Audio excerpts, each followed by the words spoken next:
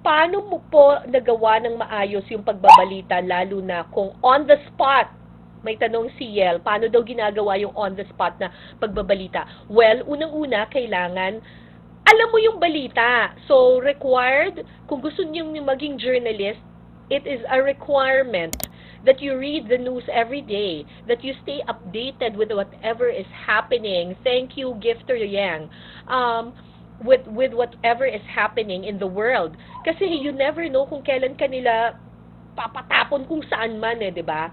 Tapos, pag nakita mo na yung nandun ka na sa lugar, ako usually, kapag may oras, ang ginagawa ko, gumagawa ko ng outline. Hindi ako gumagawa ng script. Kapag on-the-spot reporting ito, gumagawa ko ng outline or bullet points lang. Bullet points lang, tapos saka doon ako magbe-base. Kasi kapag gumawa kayo ng script, unang-una ang tagal.